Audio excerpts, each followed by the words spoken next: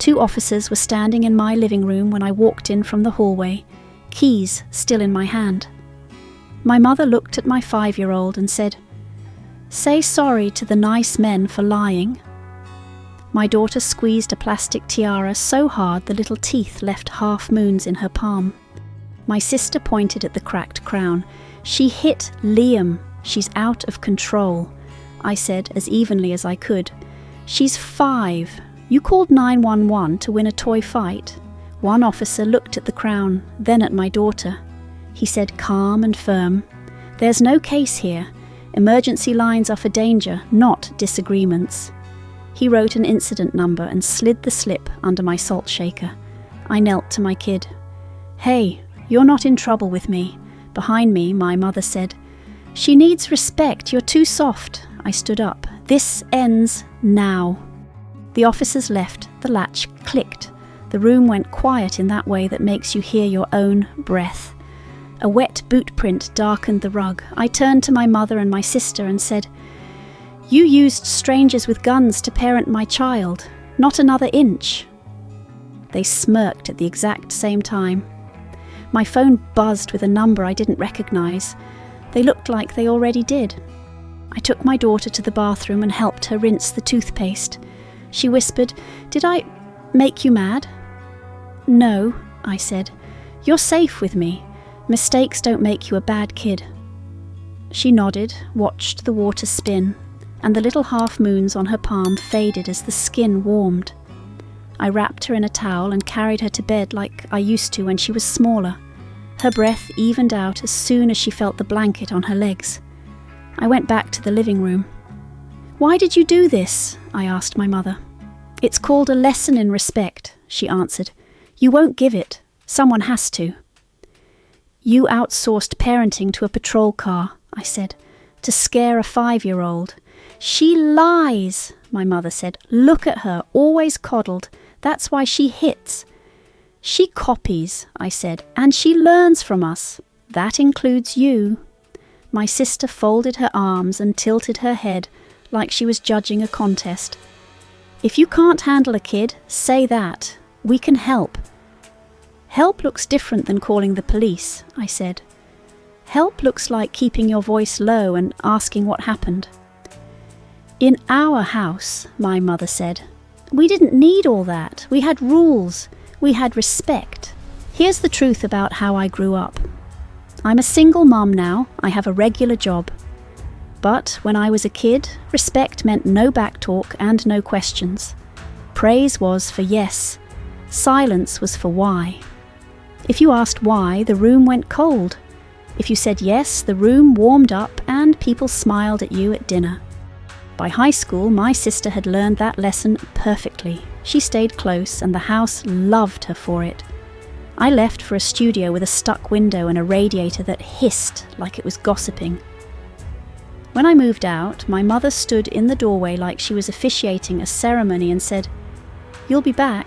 You always need something." I carried that sentence for years like a small stone in my pocket that I couldn't stop touching. Years later, after the breakup and the scramble and the baby and the rent, needing something flipped. It wasn't me anymore, it was them. It started small, a bridge for a bill, then a just this month for health insurance, then car insurance until spring, then an extra phone line for emergencies. I set up autopays because it was easier than fighting about money every 30 days. Quiet had a price, and I paid it. Tonight changed that. My daughter's face in front of uniforms changed that. The half moons on her hand changed that. The word assault used like a toy changed that. After I got them out of my apartment, I made a list at the kitchen table. Access, money, school, work. 4 words, 4 lanes. I started with the lane I could close the fastest. Access first. I opened the building app and generated a new door code. The old 4 digits were my birthday. The new 6 looked like a password to an apartment I actually owned. I wrote it on a sticky note and hid it in the mug cabinet. I went to trusted visitors and removed my mother, removed my sister. The app asked, Are you sure? I pressed yes and watched a little spinner turn like a second hand finishing its lap. Money next, bank app, polite blue. There they were in one column, utilities at Mom's, $142. Shared line, $85. Kara's car insurance, $260. Cancel auto pay? Yes. Cancel auto pay? Yes. Cancel auto pay? Yes. 3 banners popped up in a row. You have successfully cancelled. I took screenshots and saved them to a folder called Receipts. My sister texted right away. Phone went weird. Bank glitch. Then, we've always been there for you. Then, you know how much I do for you. And finally, fix the glitch, Mara. We depend on you. I typed. I deleted. I typed again. I sent, there is no glitch. I'm shutting off the tap. She wrote back, wow, cruel. Mum was right. Then, school called earlier. Maybe check on your daughter more. I turned the screen face down before I said something that would take me a month to walk back. There was a voicemail from a blocked number. My mother's voice, you're escalating. We stepped in because you won't. Call me back. I said to the empty kitchen, no, you stepped over. And I moved that voicemail to the receipts folder. Around midnight, an email arrived from my daughter's preschool. We'd like to set a meeting to discuss materials received concerning Charlotte's welfare and the authorised pickup list. Attachments would be held until the meeting. Okay, so now it wasn't just police in my living room. Someone was trying to pull school into it. I gathered documents, immunisation card, birth certificate copy, custody letter, a printed authorised pickup list with only 2 names, mine and our sitters. I stapled everything neatly. I emailed my manager. Family meeting at preschool tomorrow at 10. Can I come in late? Then I tried to lie down. Sleep doesn't come easy when your bones are replaying the day. I lay there and listened to my daughter breathing in her room. I thought about the way my mother had moved a coaster in my house by 1 inch to prove she could. I thought about every time I'd paid a bill to buy quiet. I thought about how quiet is not peace. By morning, my phone showed 19 unread messages. I braided my daughter's hair while she told me her dream about a cat driving a bus. I asked, was it safe? She said, serious as a judge, it wore a seatbelt. We smiled. I kissed the top of her head where a real crown would go if crowns were a thing we passed down in our family. We left early for school. At school, the office smelled like paper and toner. A red tape stripe marked the floor behind the counter. The secretary looked at a parent trying to step behind the desk and said, cross this line only if you're authorised. It stayed in my head like a sticky note. Lines. I handed over copies of my documents and that pickup list with my note. Please do not add or modify without my written consent. A dad in the hallway looked at my folder and asked, everything okay? I said, we're okay, we just draw lines. He stepped back behind that red stripe like it had a small electric charge. At 8:11, the director called. We received a packet of materials, he said. Anonymous but local. We don't take anonymous accusations as truth. We check. Thank you for saying that out loud, I said. He added, there were also attempted changes to the authorised pickup list. Our system flagged them and halted the changes. My mouth went dry. Who tried to add a name? We'll go over everything at 10, he said. Your daughter is safe. Your current list stands. On the way home, building management emailed, wellness inquiry received regarding your unit. I wrote back, all well, unknown sender, please log. I took photos of the incident slip, the faint boot mark on the rug, and the cracked tiara on the counter. Receipts. At 9:22, my sister called. I picked up because sometimes words have to stop echoing or you'll never have a quiet room again. So, you really cut everything? Phone, insurance, light bill? There are consequences, I said. For what? she snapped. "Oh, for us helping you. He's a biter. Your kid has a temper. Mum had to do something." "She had to call strangers with guns to parent a child," I said. "She had to teach respect with a siren." "You're being dramatic," she said. "We did what you wouldn't." "I am protecting my daughter," I said. "That's what I'm doing now," she said. "Everyone knows you're soft. Everyone knows you need us." "Your free ride wasn't love," I said. "It was a leash." She scoffed and said, "Good luck, Queen." That word hit me because of the tiara and the little half moons in my kid's hand. "Don't contact me again," I said. "This number is for emergencies about Lottie only." I heard my mother in the background. "We'll see about that." 10 o'clock, I went back to school and sat in a simple conference room with squeaky chairs and a hand-washing poster. The director slid a thin file across the table and said, "We don't treat anonymous packets as fact. We read, we verify, we document." On top was a cover sheet that misspelled my name twice. Inside were lines that tried to sound confident, and one phrase I recognized instantly: "Sweetness, discipline." That was my mother's phrase for sugar first, consequence later. It felt like seeing fingerprints. Then the director showed me a printout with a timestamp from the morning after the police visit. Someone had tried to add a new adult to my daughter's authorized pickup list. The system stopped it because it didn't match our records. The audit trail showed where the request came from. The alternate contact email included my mother's name.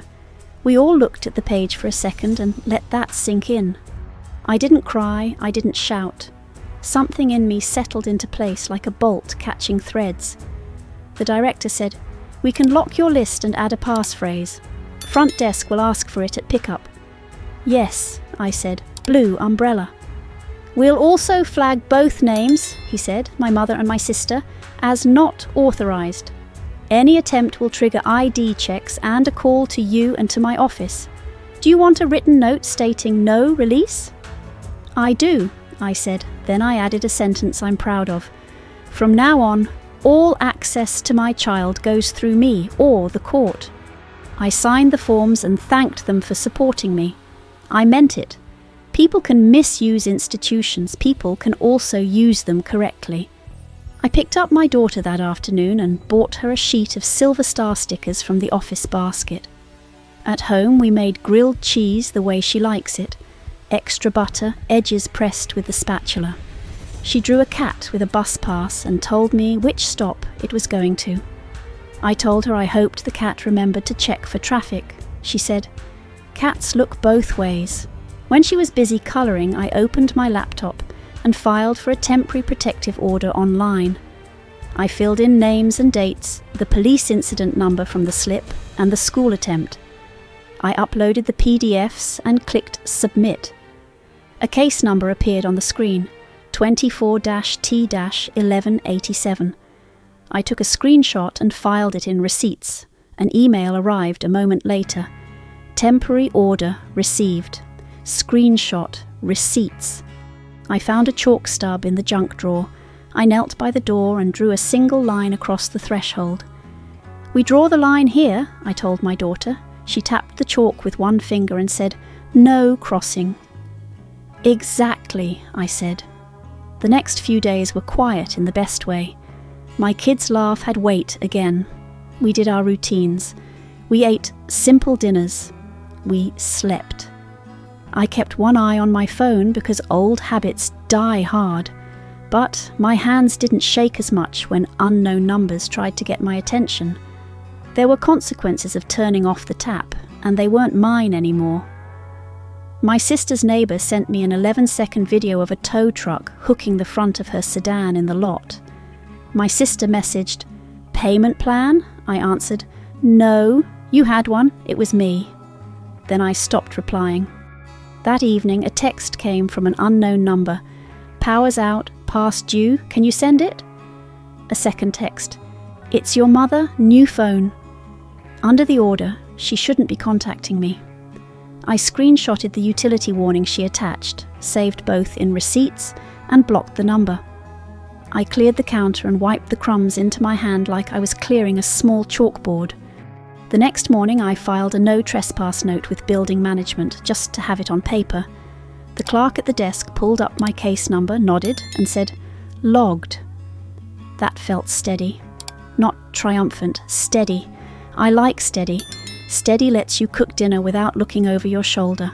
Steady lets you read the same book twice because the first time your eyes skipped lines from stress.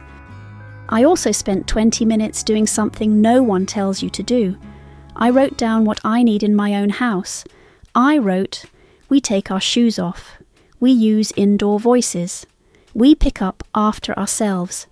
If someone cries, no one calls strangers to make them stop. If someone lies, we talk it through. If someone yells, we apologize after. It wasn't a manifesto, it was a list on a yellow pad that reminded me what respect looks like when love is the reason. My daughter asked me a few days later, "Are Grandma and Auntie coming back?" I said, "Not right now." She asked, "Because they called the police?" I said, "Because they forgot the right way to use help." She nodded. Then she asked if cats can ride buses in the rain. I said, "Only with a ticket." She laughed the same way she did the first night the apartment finally felt like it belonged to us again. A week after the meeting, I checked in with the school. The director told me the file was complete, the passphrase was in place. The front desk had a bold note. No release without the passphrase. Verify ID, call parent and director. I thanked them again. I think he could hear what that meant to me. To a lot of people, it's just a standard operating procedure. To me, it was a reason my shoulders sat lower on my body. I don't want to pretend I'm fearless now. I'm not. Fear visits sometimes around dishes time, right when the water is hottest, and you finally think about nothing. But it shows up as a reminder, not a master. And when it does, I check the chalk line by the door. Even when it fades a little, I can still see it. I don't redraw it every night. I don't need to. Saying a boundary out loud made it real. People sometimes ask why I didn't just scream at my mother in the moment. I think anyone who's been trained to keep the peace for long enough knows why. Screaming changes the air for a minute. Paperwork changes who gets to touch the door. I picked paper, I picked logs, I picked phone screenshots and emails that I can print and keep, and it felt like I picked my daughter's side instead of picking not to upset other people. "Why not forgive?" someone else asked me. "Why not try again?" And here's what I say. Forgiveness is free. Access is not. I can forgive you from across town. I can forgive you and still not give you my door code. I can forgive you and still remind you that anonymous packets to a preschool are not concern. They are control wearing a polite jacket. Another message trailed in 2 weeks later from a new number I didn't have saved. It said, "Can we talk?" I didn't answer. That used to feel rude. Now it feels like I'm being a good parent. It is not my job to teach grown adults how to behave inside my boundary. It is my job to keep my child's world safer than mine was. I did small things for myself that week too. I unsubscribed from group chats that only ping when someone needs a ride. I budgeted the money I stopped spending on other people's bills and put some aside for an emergency fund labelled Quiet. I fixed the loose cabinet hinge. I bought a second set of sheets so laundry day didn't feel like a race against bedtime. None of those things were heroic, they were ordinary. But ordinary is how calm grows. And because I want to be direct, I'll say this plainly. I know some people think a restraining order is extreme. Here is my answer. Calling the police on a 5-year-old over a broken toy is extreme. Forging your way onto an authorized pickup list is extreme. Making anonymous wellness calls about my apartment at midnight is extreme. My paperwork is proportionate. My paperwork is me using the same systems to keep a child safe instead of to scare her. If you are listening to this and you've been where I was, if a relative or an ex or a neighbour used official things to make you small, start a receipts folder. Take pictures of what happens. Write down dates and times. Call the school yourself before someone else tries to speak for you. Ask your building how they log contacts. Decide what goes through you and what goes through the court. There is power in making lists when your life has been full of demand notes. My daughter asked me to fix the tiara.